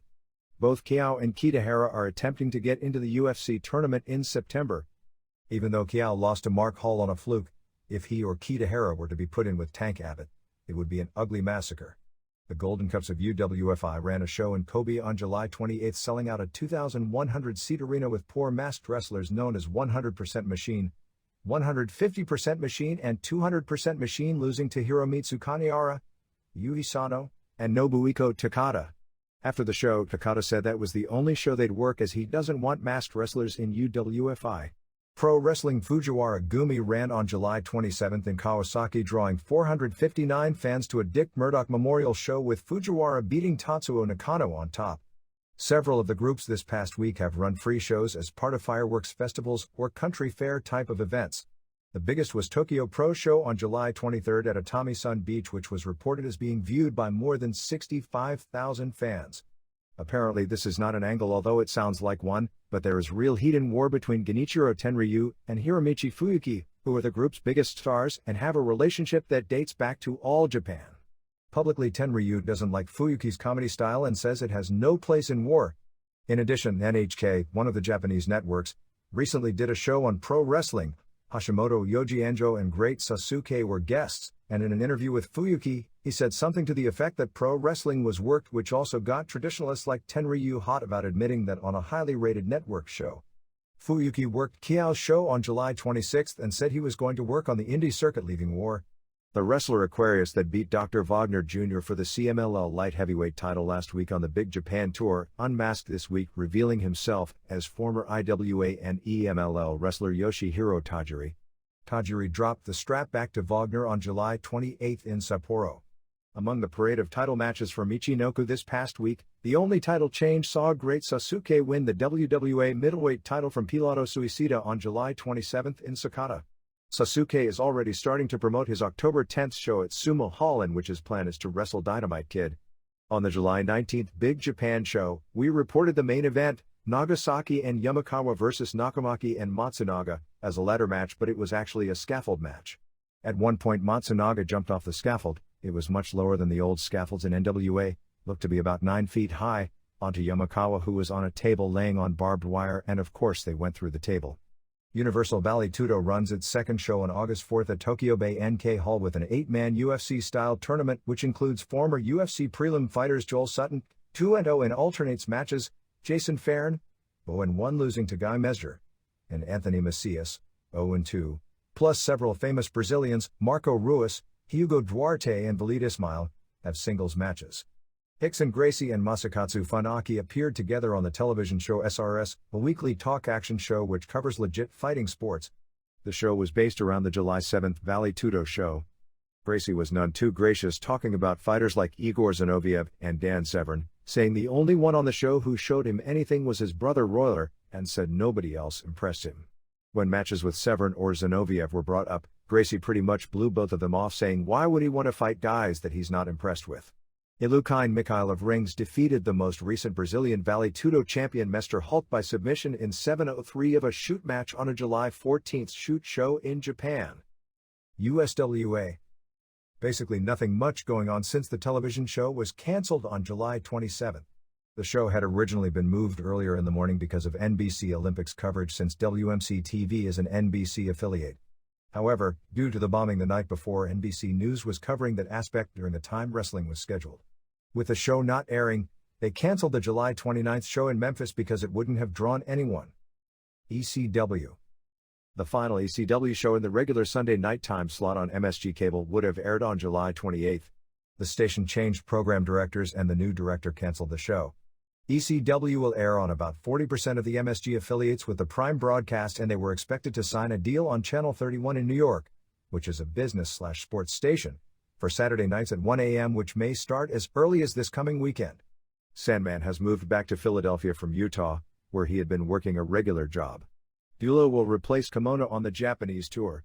Paul Heyman's plan at this point is to air both Raven vs. Tommy Dreamer and Eliminators vs. Takashi Okano and Keisuke Yamada title defenses from August 11th at Korakuen Hall on the TV show that airs on August 13th. Gary Albright has been talked with about coming in, but it probably won't be for several more months. Vampiro's debut will likely be on the August 24th card. Heyman wanted him on August 3rd, but before Heyman confirmed the date with Vampiro, Vampiro got himself booked for that weekend on shows in the Cancun area of Mexico. Originally, the idea was to put Vampiro vs. Luis Piccoli on the August 3rd show. Chris Jericho's last date is August 3rd, while the Bruise Brothers will either finish up on August 3rd or August 24th. Raven missed the weekend shows due to pneumonia, while Pitbull number 2 missed the date in Jim Thorpe because he was arrested and I believe not charged as part of a bar fight the previous night. Actually, Raven was at the July 26th Jim Thorpe show but was so sick he couldn't work, so they ran an angle where he challenged Sandman, who came out and all the heels jumped Sandman, and that was the extent of his activities. That crowd was up to 500 to 600, while July 27th debut in Warwick, Pennsylvania drew 860 with Taz and Brian Lee beating Terry Gordy and Tommy Dreamer. Lee used the Asiatic spike on Gordy to leave him laying while Taz choked out Dreamer and Bill Alfonso choked out Beulah. This set up an angle that is to air on this week's television where Dreamer wants to get Terry Funk as his partner for the August 3rd Philadelphia show, but Gordy talks him out of it and gives him a partner's name, but the name will be kept secret until match time. August 2nd in Plymouth Meeting, Pennsylvania is Sabu vs. Chris Jericho elimination match with Dreamer and Pitbull number 2 and Gangstas vs. Shane Douglas and Lee and Eliminators, Sandman and 2 Cold Scorpio vs. Raven and Stevie Richards, Rob Van Dam vs. Hack Myers and Johnny Smith vs. Spicoli. Added to August 3rd at ECW Arena are Scorpio vs. Jericho and Douglas defending TV title against Pitbull number 2 along with the Dreamer and Unknown vs. Lee and Taz match. Here and there. According to our best reports, Larry Missouri Mauler Hamilton was around the age of 67 at his death and had been working in Missouri as a bail bondsman. Thanks to the readers of Global Newsletter, which voted this newsletter and the Wrestling Observer Hotline as the best wrestling publication and best wrestling hotline respectively, Todd Pettingle on his WPLJ radio show was ripping and making fun of Herb Abrams and the story about his death. Burt Prentice has gotten television on Channel 39 in St. Louis on Friday nights. Empire Wrestling Federation on August 4th in San Bernardino. Missy Hyatt will be appearing at the Red Lion Inn in San Jose over Labor Day weekend for a sports show, as will Bret Hart. For more info you can contact Kirk White at the 7th inning stretch at 510-797-7759. All Pro Wrestling in this area has a show on August 3rd with only 70 tickets available. For more info call 510-785-8396 and if you mention The Observer, you'll get a $1 discount on tickets. Mil Mascaras worked again on July 26th in Compton, California as did Mascara Año 2000. UFC nothing really new regarding the September 20th pay-per-view show. There is a good chance that Brian Johnston of San Jose will be brought back for that show, in which at this point, the only confirmed names entered are Mark Coleman and Tank Abbott. There is still no official site for the show. Keith Hackney, who was originally invited to appear, declined the invite. WCW. The WCW tag titles changed hands twice over the weekend. On July 24th in Cincinnati, in what was originally scheduled as a non-title match, Rick and Scott Steiner beat Harlem Heat when during a pre-match argument, Heat agreed to put the belts up. Steiners continued to beat Heat all weekend until the final show of the tour on July 27th in Dayton, where Heat regained the belts when Stevie Ray hit Rick over the head with the title belt leading to the pin. The July 29th Nitro show was basically a backdrop for a major angle, while a match with Sting and Lex Luger and Randy Savage vs. Ric Flair and Chris Benoit and Steve McMichael was going on. Jimmy Hart ran from the back and said the Outsiders were back there. He finally got everyone to stop the match and go to the back. When the camera got there, Arnold Anderson and Marcus Bagwell were laid out. Scotty Riggs ran out and Scott Hall hit him in the head with a garbage can lid and laid him out. The problem here is Nasty Boys and Public Enemy have been destroying each other with much stiffer garbage can lid shots for months, and most of the time they don't even sell the blows, let alone get taken away in the ambulance after one of them. Rey Mysterio Jr. then jumped off a guard railing, but Kevin Nash caught him and torpedoes his head into the trailer. The Outsiders, the only ones there were Nash and Hall, but in storyline we are supposed to believe Hulk Hogan and a fourth person were involved, so I guess it's the best angle Hogan has ever done, and he probably wasn't within 3,000 miles of the place. Then jumped in a limo with Randy Savage on the roof of the limo and drove away. They sold it forever. The selling of the angle was tons better than the angle itself. With woman freaking out, Benoit nearly in tears, Sting and Flair going into the same ambulance to comfort Anderson and Bagwell, Mysterio Jr. having his mask taken off before going into the ambulance and screaming to Guerrero that there were 4 of them, etc. While the angle itself was a ratings killer for the night, it'll pay off in the long run because the curiosity after the angle should help the ratings this coming Saturday and Monday, and it should help the buy rate on August 10th. Bobby Heenan walked off the show claiming he's got a bad neck and couldn't risk being out there, so Eric Bischoff did the second hour with Tony Schiavone and Larry Zbyszko. It was one of those deals where they sold the angle for so long it got boring and then kept selling it for so long it eventually made a bigger impact. The wrestlers on the remainder of the show were acting distracted in their matches. The only interview was with Giant after choke slamming Greg Valentine in 141 of a title match, and he did a strong babyface interview, and Jimmy Hart did a hilarious interview saying that he's lied so regularly and so often that sometimes he even believes his own lies, and that someday he'll have to pay for it. The show also featured a Worst Match of the Year candidate with Jim Duggan beating Mike Enos. Even with the Olympics, the Nitro opened with a huge audience because the Saturday show was moved back an hour and 35% of its regular audience didn't watch, and Sunday was preempted, so that artificially inflated the Monday rating. However, after a 3.2 first hour, it fell to a 2.9 in the second hour, the second straight week with a drop. Nevertheless, the overall average of 3.0 rating and 4.8 share is something WCW would have been happy with going against the Olympics, particularly since WWF's Raw did a 2.1 rating and 3.1 share. Nitro Replay averaged a 1.7 rating and 3.5 share, which is a huge replay number, which set a new replay record. Other weekend numbers saw Saturday Night moved 1 hour later due a 1.7 and Pro due a 1.1. Baltimore and Norfolk on August 16th and August 17th respectively have been cancelled. Too many of the wrestlers complained about the schedule for August. Rick and Scott Steiner are rumored to have signed a contract. Weekend house shows saw July 24th in Cincinnati draw $3,559 and $49,819. July 25th in Charleston, West Virginia drew $2,531,000. July 26th in Muncie, Indiana drew $3,540,000, and July 27th in Dayton drew $4,100, $3,100 paid, and $40,000. Flair Savage in non-title matches, which weren't announced in the building as non-title, headlined all 4 nights with Savage winning. The Dayton match was a cage match. Nash and Hall debuted on the road, working against Sting and Luger. Nash and Hall came out through the crowd to get big pops since obviously they shouldn't dress in a WCW dressing room according to the angle. In some cities they got a big babyface pop, in others, a strong heel pop. They dominated the matches until Luger made the hot tag and put Hall in the rack. Nash then came in with a chair, but Sting got the chair from him. The ref saw Sting with the chair and DQ'd him, but after the match Sting laid both out with the chair. Reports from basically every show were that the Dean Malenko vs. Eddie Guerrero undercard matches, they traded wins, were the best on the show, generally in the 3 3/4 stars to 4 stars range. The 1-hour Saturday night show was taped on July 23rd at Disney. Benoit and Woman did an interview arguing about the finish at Nitro, which Woman blamed on Deborah McMichael. After a Sting and Savage win over Nasty Boys with Savage using the briefcase on Sags for the pin, the McMichaels came out and stole back the briefcase. Steiner's beat Enos and Dick Slater when Sherry kissed Slater again, leading to the pin. And afterwards Slater and Sherry argued as they seemed to build up a triangle with Steiner's, Heat and Slater and Enos.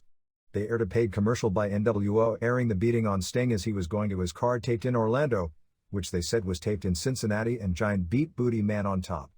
Lee Marshall has been doing play-by-play on both Pro and Worldwide of late. The only conclusion I can come to about that assignment, since Marshall is by far the worst of the WCW announcing bunch, is that Tony Schiavone, who is in charge of those assignments, wants to make sure the only guy who gets any visibility is a guy that nobody will ever think is a better announcer than he is. Schiavone and Dusty Rhodes mentioned on Saturday the death of Missouri Mauler. For the August 3rd Saturday night show, taped July 30th at Disney, the top bouts are Giant vs. Knobs, Flair vs. Chavo Guerrero Jr. and Savage vs. Benoit. WWF. Ahmed Johnson's injury was announced on Raw as being a ruptured kidney from the attack by Ron Simmons. Correct spelling would be Farouk Azad. Other reports are that it was really a severely bruised kidney and that Johnson has had blood in his urine, but they don't know exactly when it happened.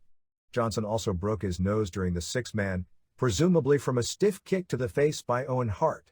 He was considered doubtful for this coming weekend, but the presumption now is that he'll start back at SummerSlam. The IC title match has been changed to Azad as the challenger. Jake Roberts presumably will also start back at that show. All sorts of stories are circulating as to what has kept him out of action, but we can't confirm anything.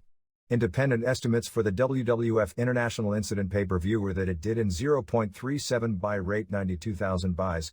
Est. $830,000 company income. WWF internal numbers are estimating in 0.53 buy rate. Local syndication of Channel 5 in New York will start at 4 p.m. or whenever the baseball game ends. There is, or at least was, tremendous heat on Jim Cornette coming off the weekend tour, largely due to a backstage argument he had with Shawn Michaels after the match in Anaheim. Apparently they had worked out a spot where Michaels was going to superkick Cornette, but Cornette either tripped and fell down and Michaels superkicked air, or I guess Michaels felt Cornette double-crossed him on the spot.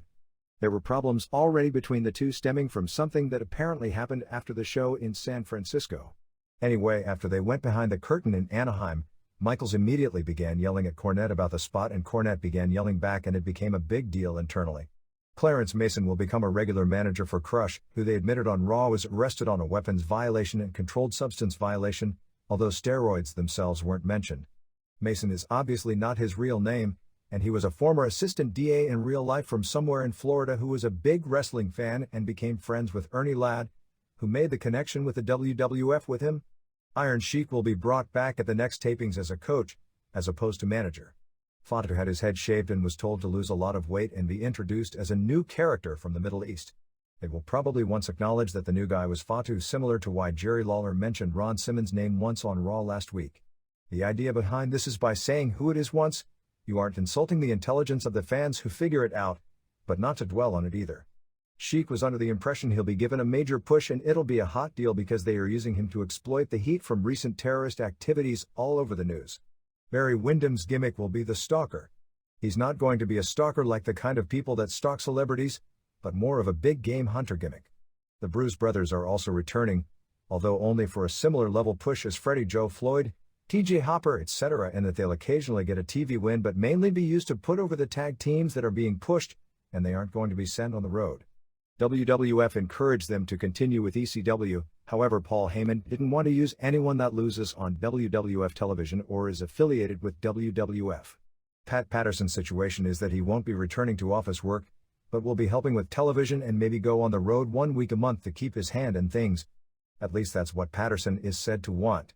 Supposedly he has no desire to work in the office again or help write the television shows. They were really starting to push a Bret Hart return in the television commentary. Tons of pub both on Raw and mainstream, regarding Mark Henry, the super heavyweight lifter who will be billed as the world's strongest man when he starts with WWF, presumably around September. He lifts after press time but before any of you are reading this. Henry is a lifelong wrestling fan and one of the few Olympic lifters who is also a strong power lifter. While he is neither the strongest Olympic lifter, which is a more technique-oriented sport, nor strongest power lifter, which is more power-oriented, because he's good at both. You can make an argument for him being the world's strongest man, although most people in the lifting world consider a guy named Anthony Clark, who ironically has a wrestling connection himself in that he does strongman exhibitions on some of the religious shows that guys like Billy Graham and Ted DiBiase appear on, who bench presses in the mid-700s as the world's strongest man right now. WWF has officially severed all ties with Warrior University and the Warrior comic book, so just about everyone is presuming that relationship is now dead. Warrior's name isn't mentioned by anyone at this point. Vader is said to be in the 360-pound range legit, down from 410. Buddy Landel probably won't be able to wrestle after blowing out his knee slipping on ice last winter until January or February. Hunter Hearst Helmsley should be getting a renewed push now that he's signed a long-term contract. Rumors are flying around regarding Too Cold Scorpio, but nothing confirmed. Ron Simmons was working as a warehouse manager for a Coca-Cola plant in or near Atlanta since his last wrestling foray. WCW was interested in bringing him back last November starting with the 3-ring Battle Royal pay-per-view, but the sides didn't agree on money terms. The Vancouver pay-per-view show drew what is believed to have been the largest crowd and definitely the largest house in the history of wrestling in that city. Superstars taping on July 23 in Yakima, Washington before 2,922 fans paying $41,562 saw Billy Two Eagles from Oregon work a dark match losing to Salvatore Sincere. Aldo Montoya pinned Jerry Lawler after a DDT to build up an angle on next week's Raw where Lawler piledrives him. Zeb works, putting over Freddie Joe Floyd to set up Floyd and Savio Vega beating Zeb and Justin Bradshaw the following week. Montoya was back as a jobber putting over Crush. The August 25th show at the Nassau Coliseum will be an all-talk team show with Michaels and Lothario versus Vader and Cornette, Johnson and Sid versus Hart and Smith, Undertaker and Roberts versus Goldust and Mankind, Guns versus Godwins for the belts, Body Donnas versus New Rockers, Mark Marrow and Vega versus Helmsley and Steve Austin and Bushwhackers versus Bradshaw and Zeb. Besides the SF and Anaheim shows, other gates for the week were July 24th in Spokane, Washington drawing $3,810 and $58,349 and July 26th in Fresno drawing $5,032 and $73,071. The biggest show of the coming week is the debut at the Molson Center on August 2nd in Montreal with the Raymond Rojo-Owen Hart boxing match, and that show already had a $114,000 advance as of press time. Cornette did an amazing job of putting over Jose Lothario on the Raw show, much better than the similar deal on the free-for-all.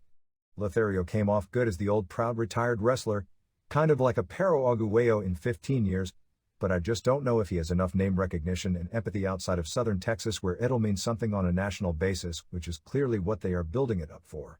When Cornette did this stuff with Bob Armstrong, Armstrong had been the local hero in that area on and off for more than 20 years. The readers' pages. WCW. I think the turn of Hulk Hogan will be a successful short-term boost to his career just as the turn of Andre the Giant boosted his career near the end. Hogan has unwittingly been a heel for the past few years. Fans were so turned off by his persona that they were completely sick of him. Even though it will probably come out at a date to be determined by Hogan and his booking cronies that he went undercover to break the NWO down from within to protect his post-wrestling acting career, this turn should be a business boost to WCW as fans who wouldn't buy PPVs because Hogan was in the main event and wouldn't lose will now buy them to see him lose. His interviews so far have been great, and the heat has far surpassed anything WCW has ever done and is equal only to when Barry Windham turned on Lex Luger for shock and emotional value. I wonder if Paul Heyman wasn't a friend of yours since time began if you would be so lenient of the bloodfests, degradation and humiliation of women, brawling in the audience and suicidal bumps which are the mainstays of the ECW? I have a feeling if WWF and WCW tried to copy ECW at the same level ECW does things, you would crucify them all over the Observer. Even though I don't like or condone most of what ECW does, I do admire the genius of Heyman and his ability to get people and his promotion over to his so-called smart fan audience, even if the only way to get over with them is suicidal bumps and bloodfests. When the Dudley gimmick petered out as quickly as it got over, he introduced Yvonne and the gimmick regained much of its heat. Most of his storylines are cohesive, which makes the TV something to watch. But due to the sociopathic violence-loving crowd ECW attracts, it turns off a lot of wrestling fans from wanting to actually go to the events. It would also be nice if Heyman did something to discourage the crowd from getting involved in matches by handing weapons to workers. It sets a dangerous precedent and eventually will lead to a fan actually getting involved in a match. Something also needs to be said about Joey Styles. He is probably the true star of the company. He clearly gets over the storylines, sometimes spending minutes per show reviewing a story. His voice inflections and enthusiasm make it clear to the fans who the heel and faces are, which is something otherwise not so clear-cut. His story reviews should be required viewing for WCW and WWF announcers who either can or don't get the storylines over to the public. For someone who has only been doing his job a few years, Styles is a true revelation. Sandy Krebs. Brooklyn, New York. ECW. I'm writing to express the feelings that were evoked in me and others by just one sentence in the July 8th Observer. The sentence I refer to discussed the criticism that Tarzan Yamamoto and Weekly Pro Wrestling received regarding their coverage of ECW, and its supposed relationship to the business dealings between Weekly Pro and ECW. While you were referring to criticisms made by others, and chose not to interject your opinion on the subject or validity of the criticisms, in doing so, you offended a very good friend. When I read that sentence, my first thought was that you allowed this person to appear in a way that wasn't warranted or deserved, and I've later learned he too believed that to be the case.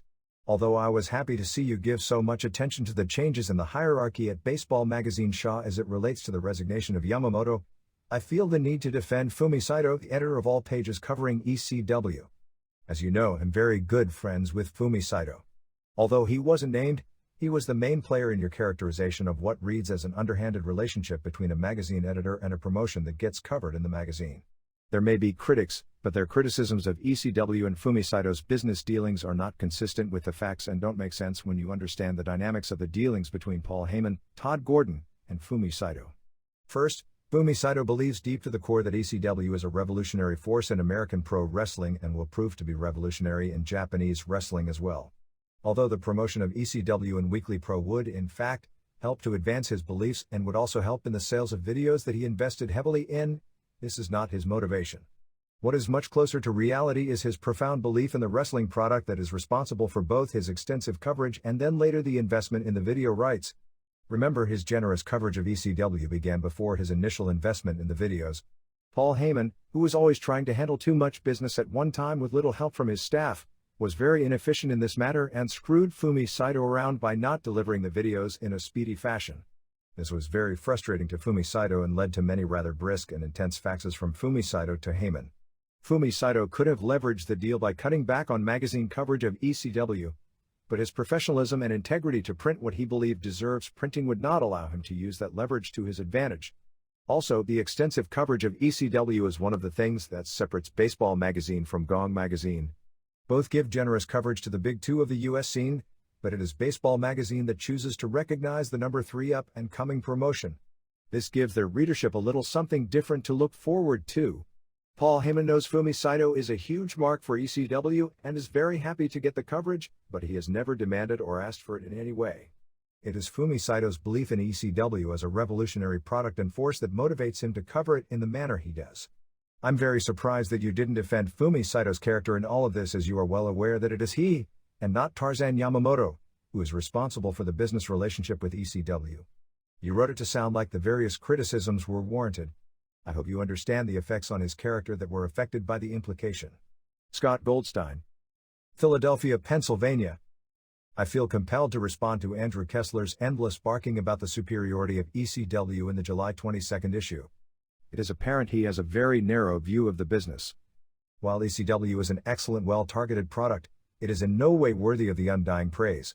Actually, if you properly analyze it, ECW is nothing more than a gimmick promotion package for an alternative market. Paul Heyman's niche is the hardcore fan, and his company has succeeded to a degree in capturing this fan base. In no way is this the best promotion in the history of pro wrestling, or even the best promotion of today. Face the facts, there is a reason ECW programming runs at 2 or 3 a.m. in its current form. ECW will never garner widespread mainstream interest, and it seems a lot of its fans just can't stand it.